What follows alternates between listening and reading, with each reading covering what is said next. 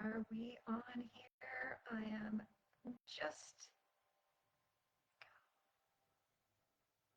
Hello, everybody.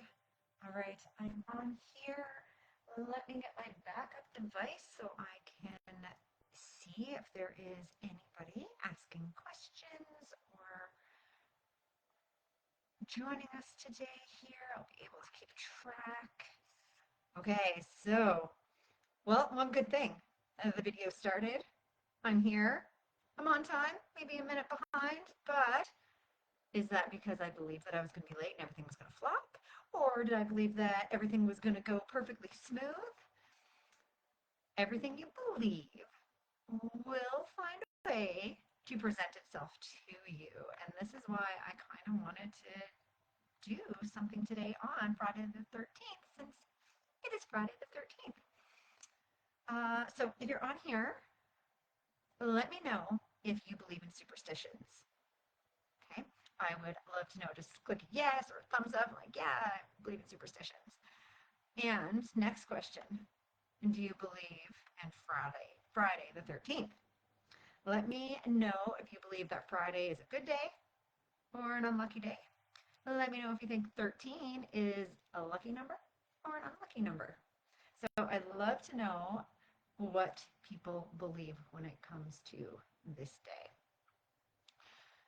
So for my science people out there is no scientific evidence that superstitions are real. But where they become part of our reality is how those superstitions will change our beliefs and affect our emotional side of our body. And that can override our logic and the science behind why things happen. So, no scientific evidence, but scientific change is presented and viewed and exists. So we do have a hard time of knowing the exact origin of, let's say, Friday the 13th. So I just thought I would share a little bit about it, since that's what kind of got this conversation going.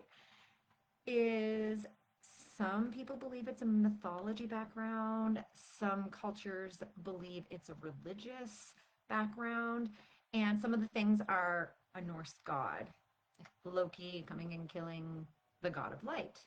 Others say it's the 13th disciple that betrayed Jesus, or when Adam and Eve ate from the tree of knowledge, when Cain murdered Abel, and another theology, 13 is a symbol of Mars, not the planet, the god of war. And so throughout cultures, superstitions have been used in different ways to elicit different emotions. And the reason why we tend to believe in them is because beliefs and rituals that connect certain actions or events can let us think of good luck things or bad luck things, and it helps us feel more in control. So believing in something gives us our power.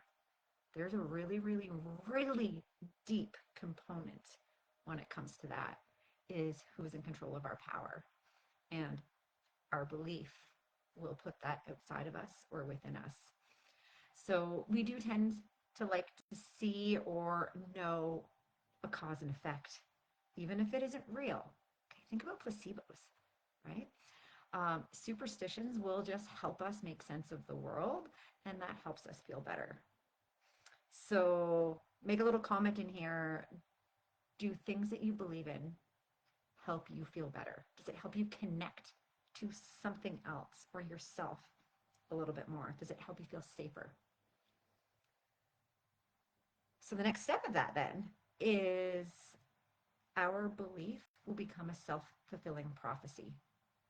And so whether that's a belief in a higher power, a belief in ourself, or a belief in a number, or a day, or a superstition, your beliefs will become predictions to lead you in a certain action.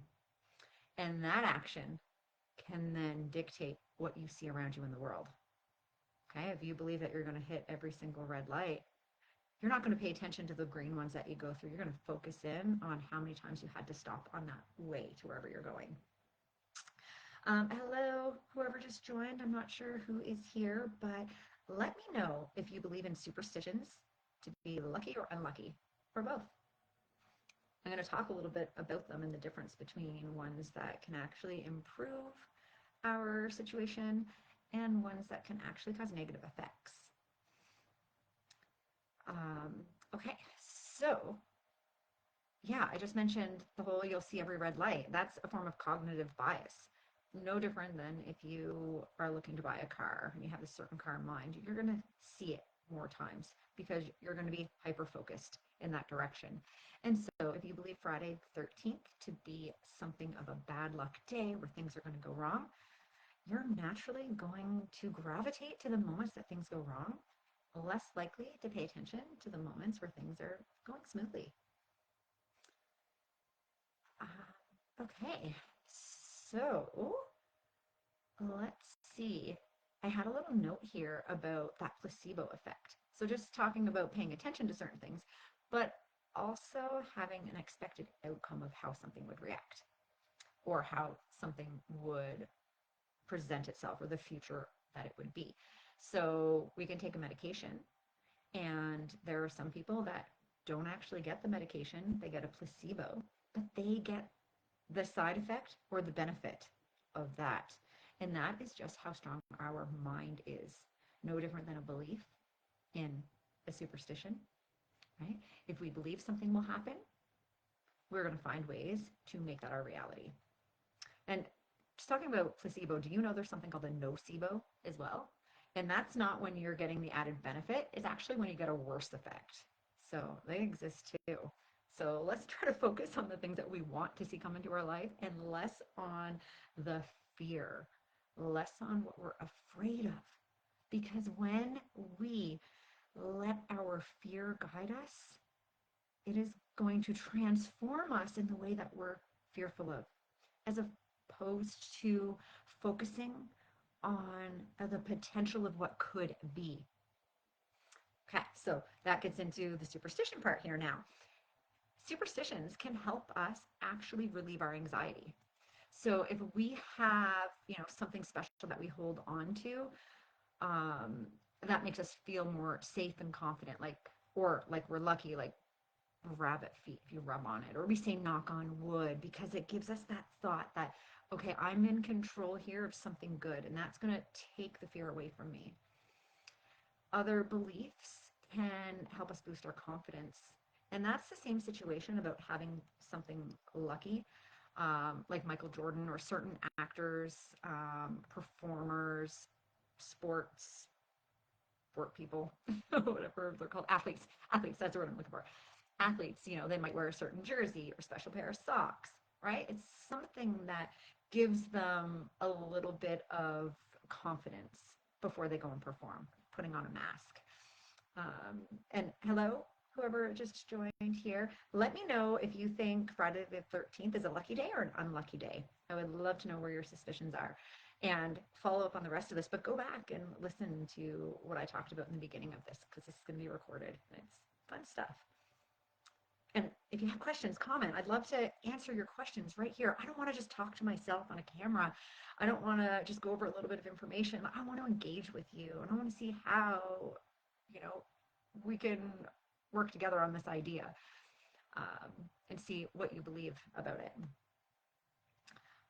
Okay, so a little off topic is, yeah, what different beliefs and superstitions can do for us. Another thing is that it can help you connect to your culture. Okay, they can be part of traditions that makes us feel a part of our heritage or our religion or our cultural background. Okay, so there's a lot of good when it comes to superstition and beliefs. But you have to be careful because with superstitions more so than beliefs, you don't want to elicit like fear or confusion in children. You don't want it to contribute to anxiety, which the unlucky superstitions tend to do. And it can even elevate mental health conditions and create phobias. So we hopefully use superstitions in a way that can promote health, happiness, joy, curiosity, fun, Really, just fun. We need that in our life. And so here's a little bit about superstitions and why I wanted to share when it comes to you reaching your goals, when it comes to you actually stepping outside your comfort zone and utilizing superstitions or beliefs in positive ways.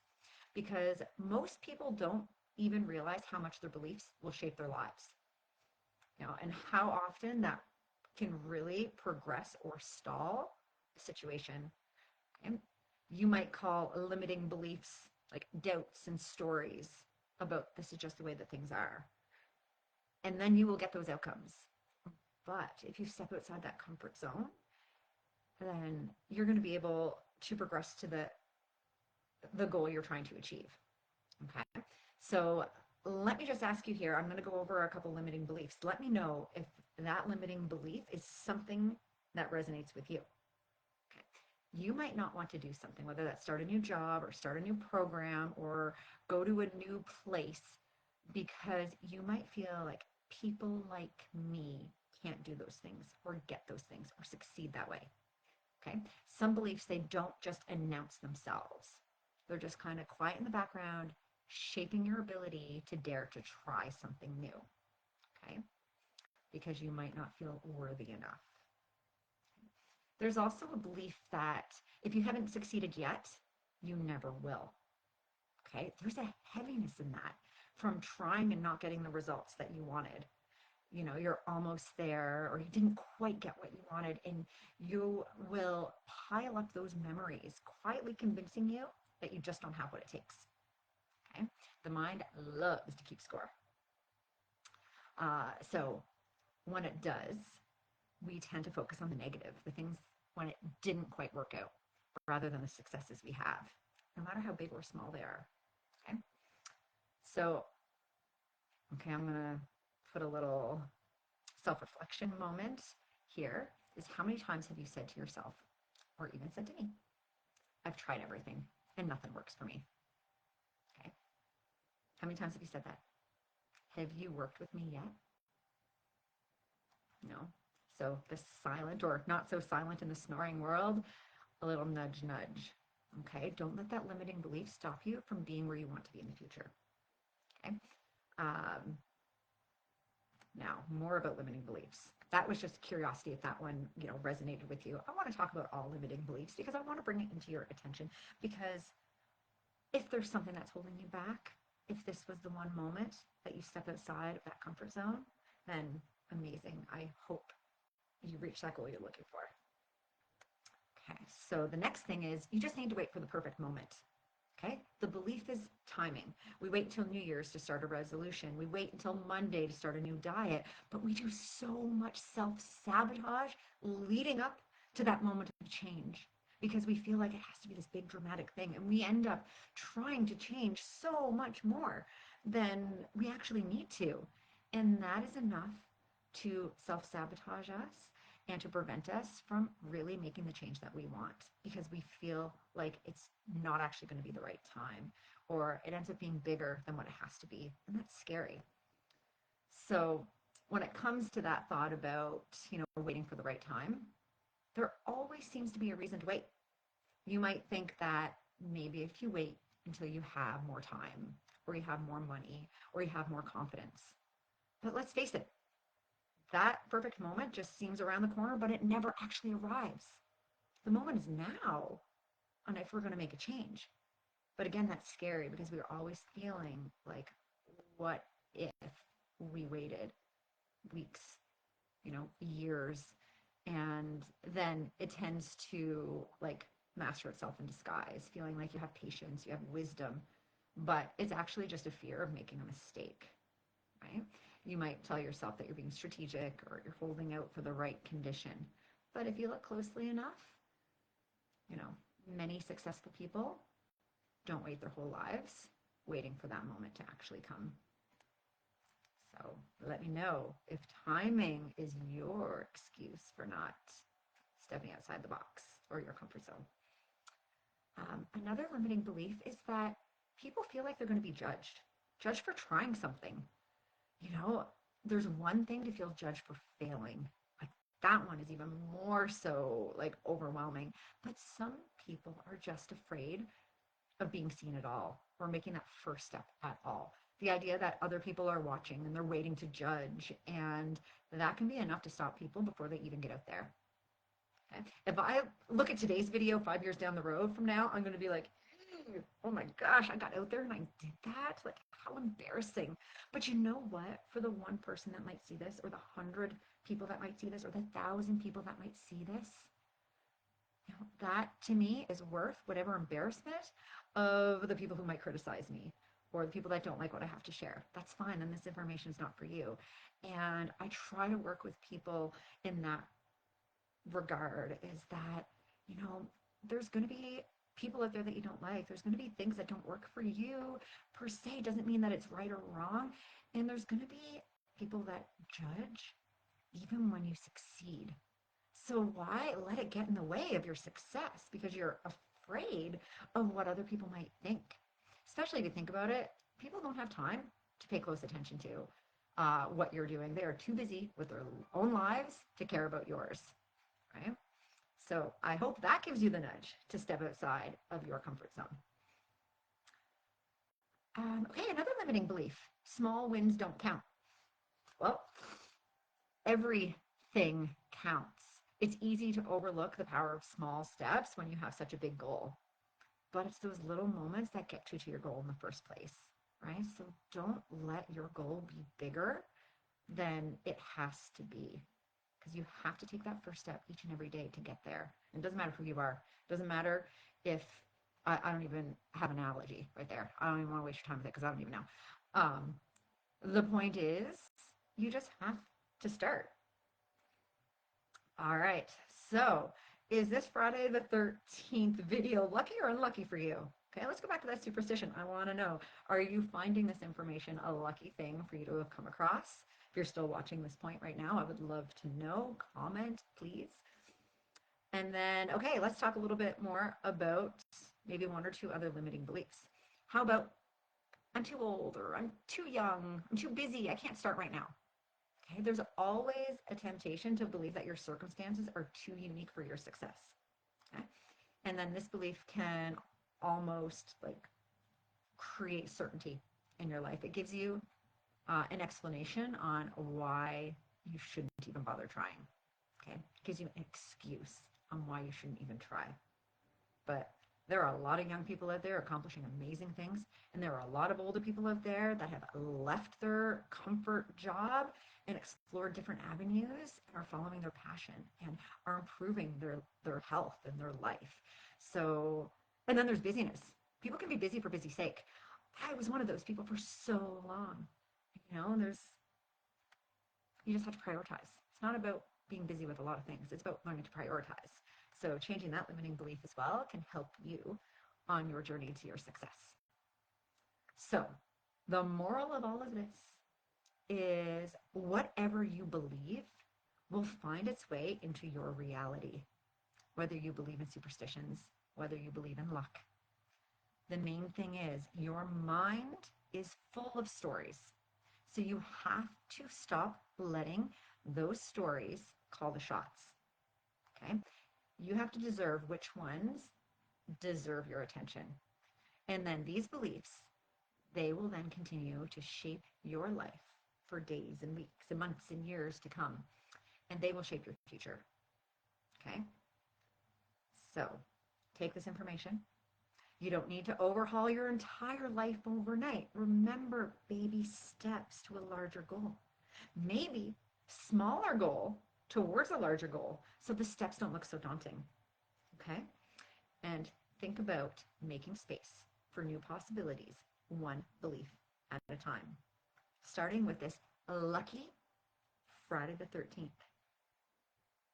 Let me know if this moment helped you in your progression to the life that you know you can have, or that you believe you can make for yourself. Bye.